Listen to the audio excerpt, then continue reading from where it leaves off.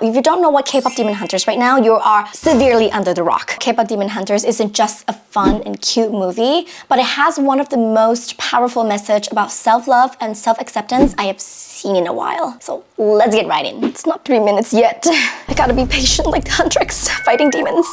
We're doing this a little bit backward. But today we're focusing on Rumi's last interaction with Celine. To start off this conversation, I feel like the demon patterns in this movie could signify the dark sides that we all have. All of the shame, the guilt that we're trying to push down and hide away. All of the flaws that we feel like we need to hide and eventually fix so that it will never come to light. When we're talking about self-love and self-acceptance, for that scene specifically is so important because it shows so many layers. We have Celine still trying to have Rumi hide even when the truth has already come out. We can cover those up and put everything right again. Celine was not ready to let go of this facade. This is about generational traumas because before Celine, she has the previous generation of hunters passing down this mindset to her as well. Celine isn't a villain in this situation. She was also a victim of this mindset that get passed down to her. It was what was taught. Why can't you look at me?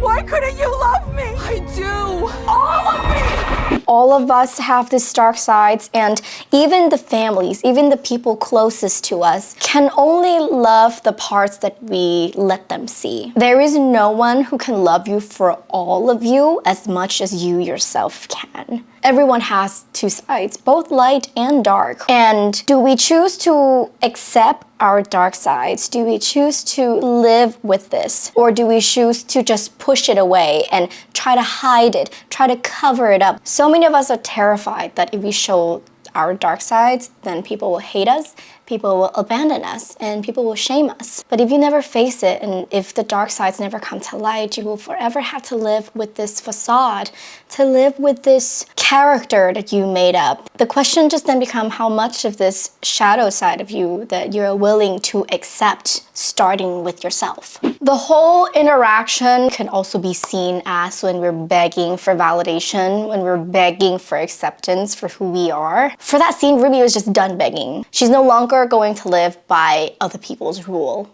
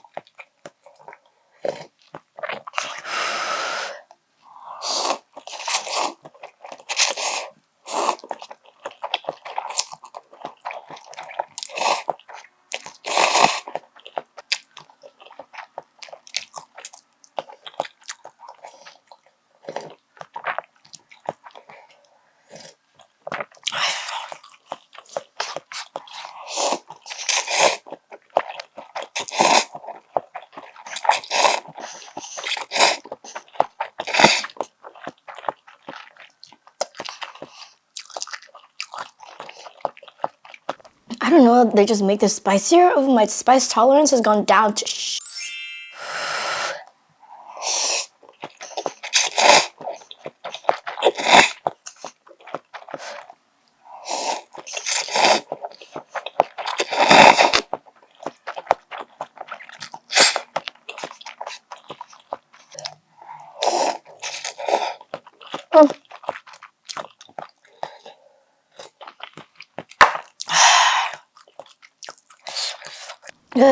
This will forever be comfort food to me.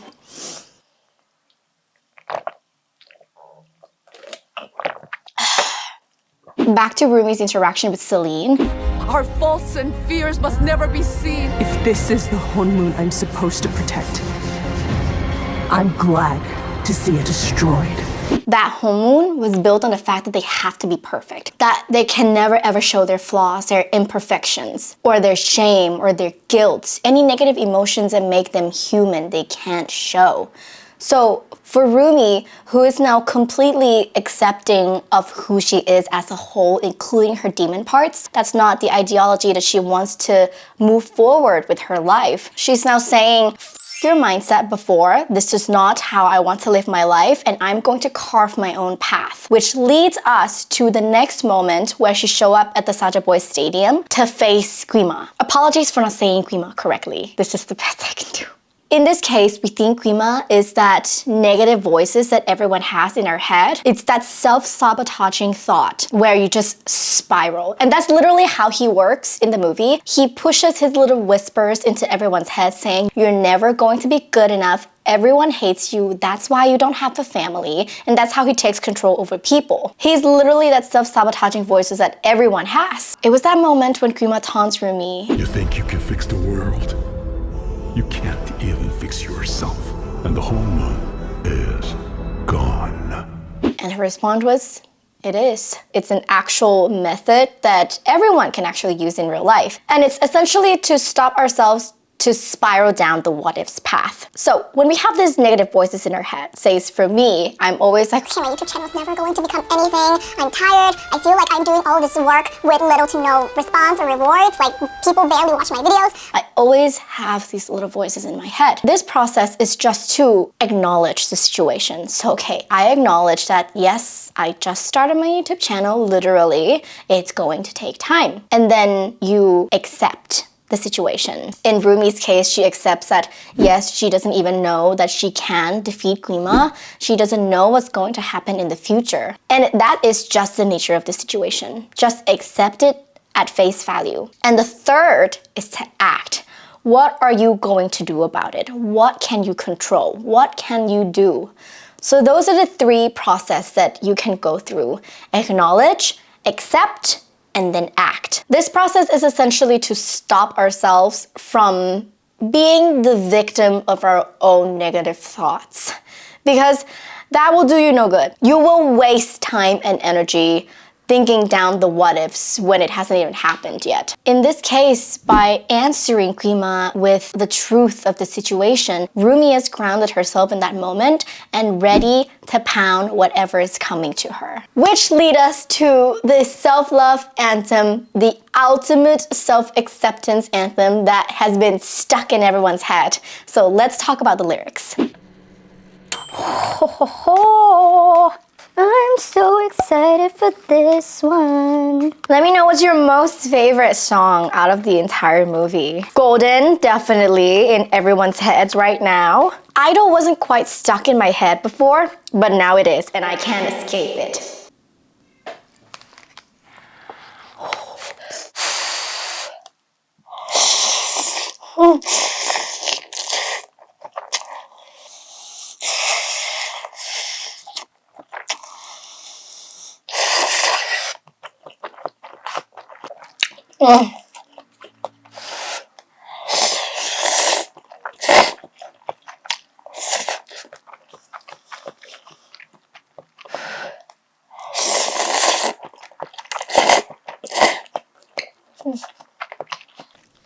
Sunny side eggs would be amazing with this.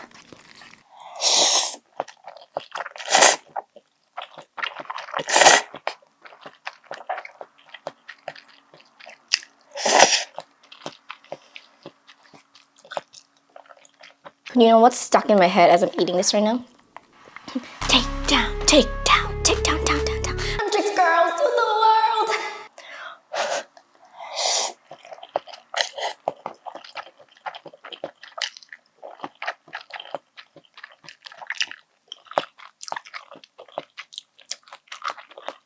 So sweet, so kissy on the eyes, but hideous on the inside. Baby, nice try. Which version of Takedown do you like better? The Huntrix versions or Twice's version?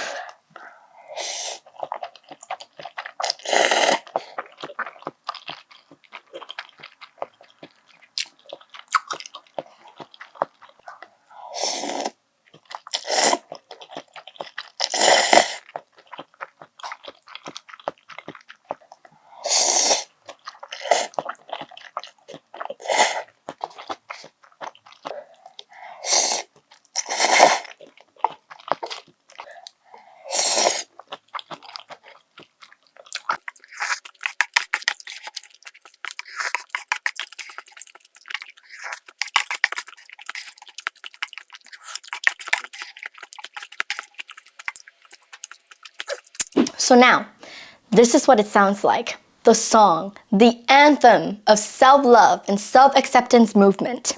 Let's go line by line because the lyric hits hard. Nothing but the truth now. Nothing but the proof of what I am. This part, as Rumi is singing it, literally her demon patterns from mauve purple is turning holographic rainbow, which is so cool, but also it's so symbolic in a sense that she's not erasing the demon's part, but she's completely embracing it. As she's accepting herself, it's not about erasing the darkness, but it's about integrating it, because the light doesn't destroy the dark, but it illuminates it. So corny. This entire song is basically the process of you going through accepting yourself. Nothing but the truth now, nothing but the proof of what I am is you acknowledging the situation. The worst of what I came from, patterns I'm ashamed of. This is what I think is so brilliant in the lyrics. The patterns, the choice of words, patterns. Patterns can be used as abusive patterns, generational traumas, that's a pattern, patterns of shame, patterns of hiding your guilt and flaws, patterns of spiraling down the what ifs. This part is just talking about the dark sides, the sides that we don't necessarily want to show anyone else, whether that's the people surrounding us, whether that's with loved ones. It's our messiness, it's the triggers. I try to fix it, I try to fight it. This is where Rumi said, I've tried everything. I've tried pushing the dark sides away. I've tried to push all the guilt and shame away. I've tried to hide it. I've tried to just ignore that that's not even part of me. This is Rumi saying, I've tried everything to make that part of me disappear. It didn't work. And as a matter of fact, it made things worse. I kept saying that we all have our dark sides and it's our decision to decide if we want to just push it away or ignore it like it doesn't exist, or accept it and learn from it and walk together with both the light and dark side within ourselves and find that balance. I don't know why I didn't trust you to be on my side. The line that she said, I don't know why I didn't trust you to be on my side. In the literal sense of a movie, she's talking to Zoey and Mira, but I'd like to think that it gets deeper if that's the line that she's talking to herself. She's talking to the demon side of herself. She's officially reaching out, extended a hand saying, I'm here, I'm bringing you to light, and I'm sorry for ignoring you and trying to push you away for all this time, but now let's do this together. I am no longer going to hide you away in the shadow, but I'm going to talk to you, communicate, learn, and walk forward on this path with you. But now I'm seeing all the beauty in the broken glass. This is true self-acceptance because none of us are perfect. We all have imperfections, we all have flaws, and it's just a matter of accepting that there's nothing to fix. Your flaws are there to make you who you are, your imperfections. Embrace it. There's nothing to be shameful about. If there's something you did wrong that you feel shameful about, learn from it, be better from it, move forward from it. Let the past be the past. You learn from it and you move on. The scars are part of me, darkness and harmony. This part is just bring it home, like bring it all together. We were acknowledging the situation before, and then we accept the situation, and now we act. The act part is that now we're moving forward with both the light side of ourselves and the dark sides of ourselves together as a balance in harmony. It's not that we have finished fixing the dark sides of the flaws, but it's just about now let's move forward together as a team. Then the two lines after that is Zoey's line saying, why did I cover all the colors stuck inside my head? That's her moment of reflection. That's the moment that she accepts herself. She's an incredibly creative and talented lyricist who has all these wonderful ideas. And then we have Mira's accepting herself. I should have let the jagged edges meet the light instead. She's accepting that she's not the typical goody two-shoes, and that's fine. That's just who she is. She's a choreographer. She's a main dancer. She has physical energy as her form of expression, and that's totally fine. Show me what's underneath, I'll find your harmony. I like to think that's Rumi's encouragement to other people. I love that she said, I'll find your harmony, as in she is willing to accept everyone, both light and dark. In contrast to Celine, where Celine was only willing to accept Rumi for her human side and not embracing all of her, including the demon side as well. But Rumi is saying here that I'll find your harmony. So it doesn't matter if you have both light or dark. I will find the harmony for you, and don't be afraid to show me what's underneath.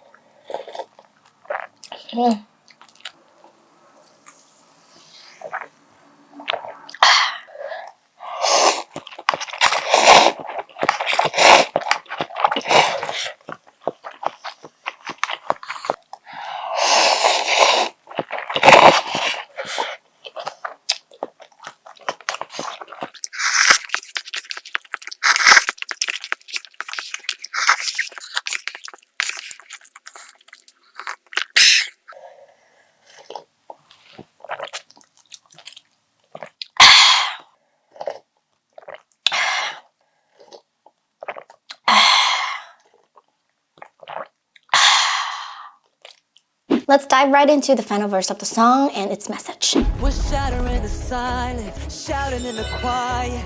You're not alone, but none of us are out here on our own. The way I interpreted this message is that most of us are struggling to find this balance about light and dark within ourselves alone, because usually we don't expose the dark side of us to the people to see. And this is almost like Rumi's encouragement for all of us to know that we are not alone in doing this. We're not the only ones struggling. Good advice that could come from this message is that be mindful of your circle of people. Be mindful who you surround yourself with. If they're real friends, they will be willing to accept you for who you are. So we're not heroes, we're still survivors, but dive in the fire and I'll be right here by your side. I love that they use the word survivors because it's directly speaking about surviving traumatic experience, surviving generational trauma, breaking out of that curse, and just surviving this experience as a whole. The rest of the song is just incredibly uplifting. It's very encouraging for all of us to find that harmony, find that balance, bring light and dark together, and don't push one side away, and just love who you are as a whole. To close out this conversation, self-love isn't just a glow-up montage. It doesn't take a face mask, it doesn't take makeup, beauty glow-up session. It's sitting with your shame. Be open-minded and accept it. Just remember that your demons don't define you. They're just part of who you are. Thank you so much for sitting with me and listening to me rant about K-pop Demon Hunters. I bawled my eyes out the first time I was watching it, and I am so down to watch it again and again and over again. It's such a fun movie. The songs are so catchy and also very symbolic. It has great, amazing meanings. And I cannot wait to dive into another songs or another character's interaction to analyze it and see how it has self-love and self-acceptance message underneath. And yeah, there's lots to unpack with this movie. So I will see you about that on the next Friday. Mwah.